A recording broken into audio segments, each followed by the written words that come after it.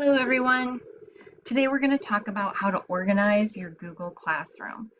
I'm showing you a page from Casey Bell's Google Classroom cheat sheet that you can find in the teacher version of that, just to show you what we're going to talk about today. Last time we talked about number one, the main menu, and how you can access all of your different classes. Today we're going to talk about number two and number three, the streaming tab and the classwork tab. The streaming tab is where you create and schedule announcements for your class. You can do different things here as far as how you organize your classes, and I'm going to go through that a little bit. And then the classwork is where your assignments will be that you can potentially grade. So we'll talk about grading as well in a different video. So I've created a sample class, and I've posted a few things on here for you to kind of see how this is going to look. So when I created my classroom, I would do a daily post, and this is where I would put all of the materials and the information. This is not necessarily how it has to be done. This is just how I did it. Other people do this differently. So I would post on every day, the date, the objective for that day. Last year we incorporated our academic vocabulary. So if I was covering an academic vocabulary word that day, I would post that on there as well. And then just a brief explanation of what we were doing. If there was an assignment, I would list it as an assignment. That would tell kids that they needed to go into the classwork tab to find that assignment. And then I put in any type of information, resources that they needed for that day. So a note catcher or slides that I might have used would go on this day as well. I'm actually going to have you come over to the little gear symbol. This is where we can set some things up. Class details, this when you created your class should all have been set up. But if you go into the general section, you're going to find that under the category of stream, there are three different options for you here. Students can post and comment, students can only comment, or only teachers can post or comment. For most of the things I've read, it's recommended that you categorize this as students can only comment. That means they can't make a post on your stream unless you give that as an assignment or you have something you want them to post. It's good if they can only comment. I have had students who have had questions that have made, and if I'm gone from class, they've been able to make a comment. The other option, only teachers can post or comment, means students can't put anything on that page. The next one is classwork on the stream. So I'm going to go back and show you what this means.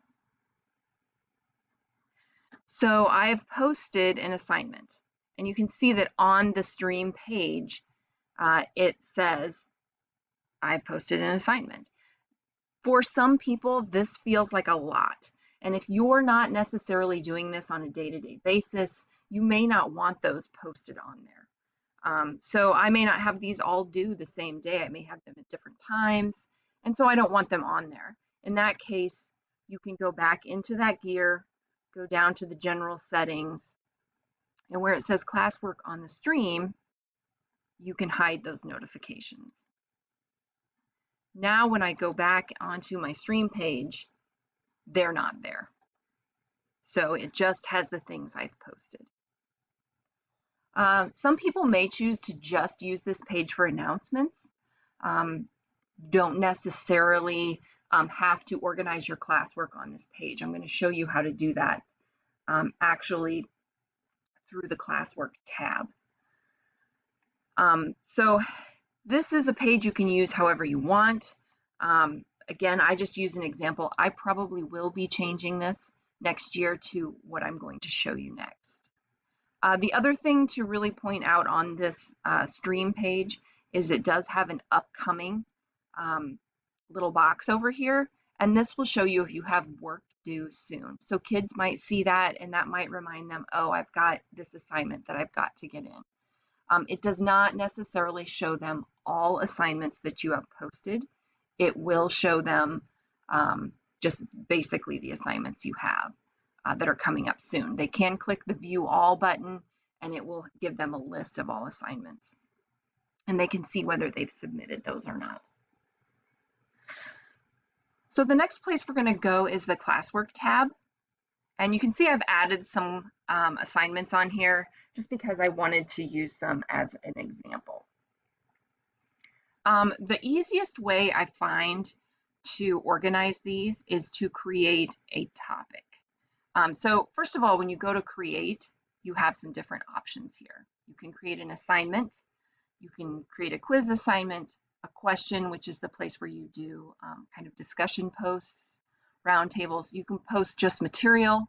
You can reuse a post, which is really nice if you have multiple classes doing the same thing. You just have to do it once, and then you come in and you reuse that post from whatever class you want. So if I'm going to reuse a post, I can go to any of the classes that I've had, even my archived classes, click on that, find a post, and then reuse it. And then the last thing they have is a topic. So if I'm going to organize this, I could organize this by day, I could organize this by week, or you can organize it by topic, by chapter, however you want to do that. And that might depend on whether you're willing to have kids work ahead or not, whether you want to do this as you go, where kids at home are accessing this as you are presenting it in class, or if you want this that they could work ahead if they need to. So I might say that my topic is going to be the week that I'm working on something. So this week might be the week of July 19th through July 23rd. And I'm going to add that as my topic. So now I can create things under them. When kids go in and look at the Classwork tab, they're going to see everything that is due in this particular week. So if I'm going to go into, say, my reading assignments, I'm going to edit this. This is just material. So I've added reading assignments. I want them to read these following sections. I might put the dates. So July 19th, I want them to read pages 1 through 10, and July 21st, I want them to read pages 10 through 12. Then I can go into the week of July 19th through the 23rd, and I can post it at that point. You can also add something from your Google Drive. You can add a link if you have a website you want them to visit. A file would be like a Word document. It might be a PowerPoint presentation, something that's not on that Google family. And then, or you could add a YouTube video for them to watch as well. So I'm going to post this. Now with this particular thing, this is something that they're not going to be submitting. That's why it's just under the materials tab. Now, if you have these and you've already put a bunch of them in and you don't have them necessarily organized, you can also drag and drop them into these categories as well. And then you don't have to go in and change each one by editing each of those posts. So this is one way that you can organize. Now, if the kid comes in and they click on week of July, then they know some of the material they're supposed to cover, they know the assignment. And then if you're creating an assignment, you can add how many points you want it to be worth. You can also say it's ungraded.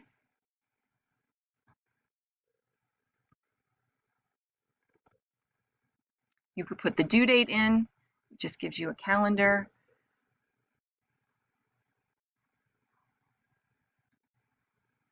what the topic is, and then we'll talk about these, the rubric and the check plagiarism. We'll talk about that later. And then you can go ahead and save that. And then you get notifications how many are turned in. The assigned is the ones that students have been assigned to this, but they have not yet completed and turned in that assignment.